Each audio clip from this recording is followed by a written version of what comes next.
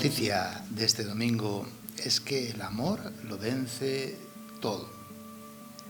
Cuando tenemos un encuentro personal con el amor de Dios, vemos la realidad, que es posible un matrimonio feliz, que es posible el buscar el bien común y una justicia auténticamente social que acoge al más débil, al pobre, al más necesitado.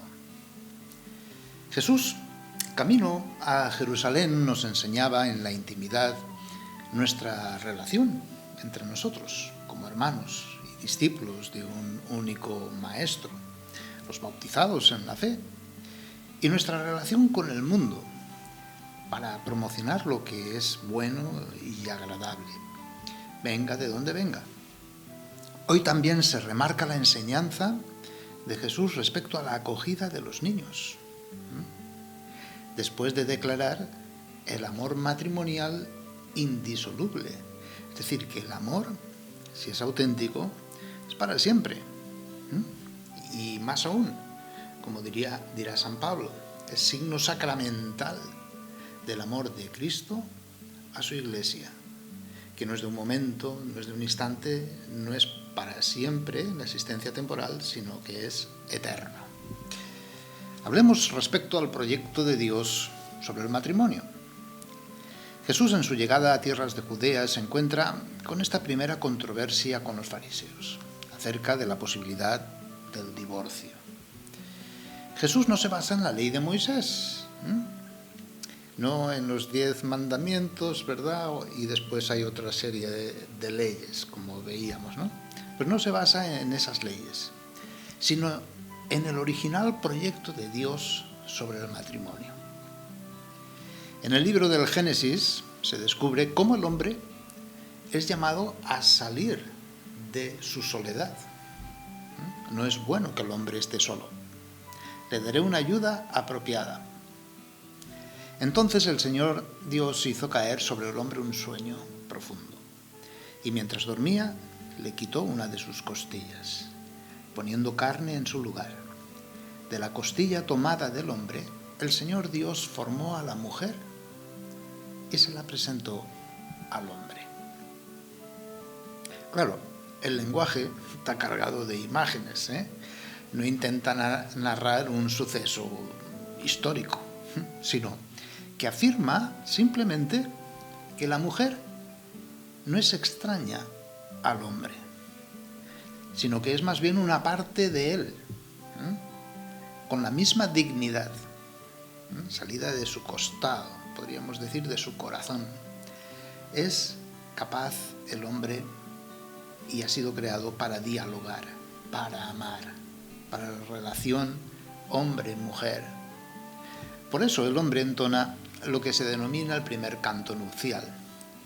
Esta sí que es hueso de mis huesos y carne de mi carne, y será llamada hembra, en hebreo Isha, porque ha sido tomada del hombre, que se llamaba en hebreo Ish, Ish, hombre, Isha, mujer, lo que indica la unidad de los dos sexos a pesar de su distinción. Es así como se explica la atracción del hombre y de la mujer, y el sentido de esta atracción. Por eso el hombre deja a su padre y a su madre y se une a su mujer, y son los dos una sola carne. Aquí en este cántico se exalta sobre todo el amor, que en la unión sexual tiende casi simbólicamente a reconstruir la unidad primordial, carne de mi carne. Esta expresión indica una situación permanente de unidad de los espíritus, más allá también de los cuerpos. En el libro del Génesis se indica cómo el hombre, varón y mujer, son imagen de Dios. No solo el varón y la mujer tomados por separado, no. Se trata de ese carácter dialogal de los sexos distintos que se abren ya al don, es decir, a la fecundidad, reproduciendo de este modo la imagen de Dios. Dios es esencialmente un amor que dialoga, que se relaciona, y que se entrega, que se da. También se destaca la orden de tener hijos, sed fecundos y multiplicaos. Esto significa que la sexualidad tiene indicado aquí su desenlace y finalidad específica, es decir, la transmisión de vida. El hombre está llamado a transmitir vida, a ser fecundo, fecundidad material, física, pero espiritual también. Función esta tan grande que para realizarla tiene de alguna manera necesidad de la bendición de Dios. El matrimonio es marcado por el equilibrio de estos dos elementos, el unitivo y el procreativo. Es lo que debe marcar para siempre el matrimonio, tal como Dios lo ha concebido en su plan original. Pero a partir del pecado se rompe este equilibrio natural, dando lugar a la poligamia, el divorcio, la explotación de la mujer, el machismo, el embrismo, la violencia sexual, las violaciones, entre otras cosas, maltrato. Es el pecado lo que enturbia el amor gozoso y sereno hasta que llega a corromperse. La corrupción de lo mejor es lo peor, decían algún santo padre que otro, ¿verdad? El pecado tiene como consecuencia el afán ciego de la posesión egoísta, de una imposición despótica de la voluntad del más fuerte.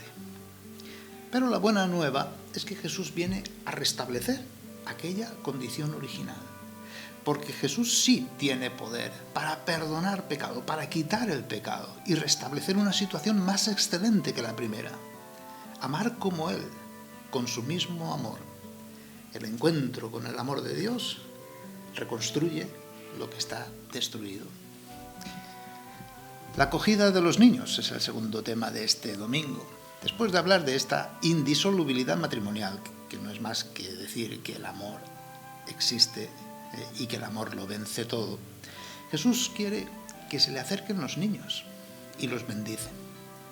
Insiste Jesús, ya por tercera vez, en la actitud de los niños como ejemplo y modelo perfecto para poder entrar en el reino. Las actitudes son la sencillez, la humildad, la dependencia, la obediencia de los niños, un modelo privilegiado por Jesús. El niño siempre se encuentra en una inocencia original, es decir, una vida intacta y abierta al crecimiento, al aprendizaje incesante, en una relación permanente, pues se forma y madura donde hay amor, confianza y una confianza que llega incluso hasta el abandono. Todo tipo de autosuficiencia, de orgullo, es anticristiano. Y en el corazón de los niños, en el corazón de Dios, están los niños. Por eso merecen un cariño pues muy especial. Jesús llega hasta identificarse con ellos. El que acoge a un niño, me acoge a mí, y el que me acoge a mí, acoge al que me ha enviado, a Dios Padre. Vemos a Jesús camino a Jerusalén, ya está en Judea, y que se ha encontrado con estos fariseos más observantes de la ley, no tanto los mandamientos de Moisés, sino de las leyes posteriores, que se refieren también a Moisés, en cierto modo. Cuando Jesús habla en controversia con los fariseos, lo hace para que los discípulos escuchen y aprendan. El que tenía derecho, cuando había repudio después de estas leyes, todo derecho solo lo tenía el varón. Incluso las leyes del Levítico lo permitían. La injusticia se encontraba lo que la misma ley proclamaba, por haber encontrado en ella algo indecente.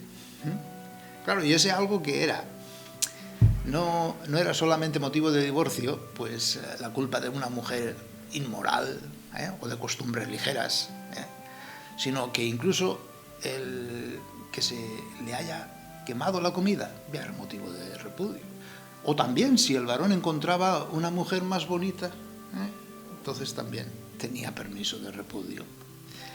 Leyes mal interpretadas. Al parecer los hijos eran entregados siempre al padre, otra injusticia.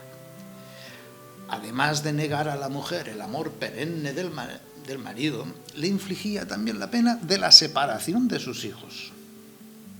Pero ya los profetas, el mismo Malaquías, condenaba como profanación y crimen peligroso el repudio, por estos motivos que acabamos de decir.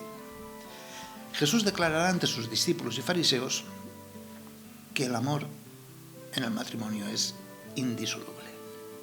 El que se casa con una mujer divorciada comete adulterio, porque lo que Dios ha unido, que no lo separe el hombre.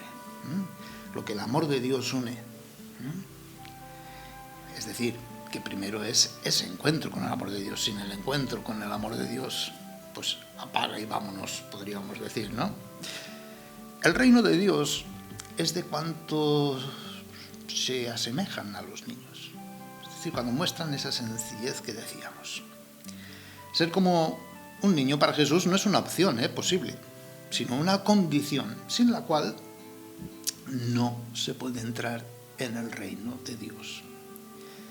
Entendamos lo que significaba niño en aquel entonces.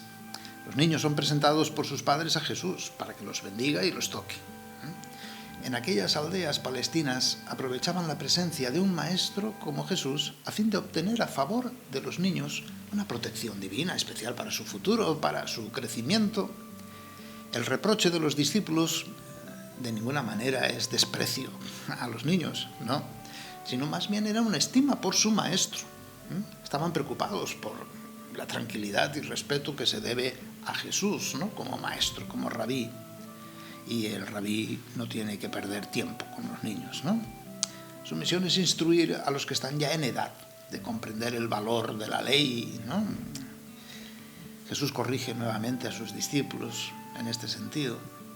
Les hace ver que no es así como ellos piensan que han de acercarse a Él mismo, sino de la misma manera que se acerca un niño. Así, si queremos un encuentro con Él, así tenemos que acercarnos. Mientras que los discípulos y algunas sectas protestantes actuales creían que solo los adultos pueden acercarse a Jesús, ¿verdad? Y los niños no, aparte. Pues Jesús les invierte la situación, declarando que solo los niños y aquellos que se hacen como niños pueden acercarse a Él y conocerle. La característica esencial de la actitud de un niño es la disponibilidad ante un futuro que no ve, esa disponibilidad a ser educado, a ser instruido, a crecer, para llegar a ser lo que no es todavía. Por eso la conversión no es una conquista, sino la recepción de un don, es una gracia. Se trata de dejarse reconstruir como personas, como hombres, es decir, nacer de nuevo. Olvidar el pasado tan manchado por el pecado y tender de nuevo ante la gracia de Dios, ¿sí?, a la vocación celestial en Jesús, a ser hijos de Dios. Pues seamos niños.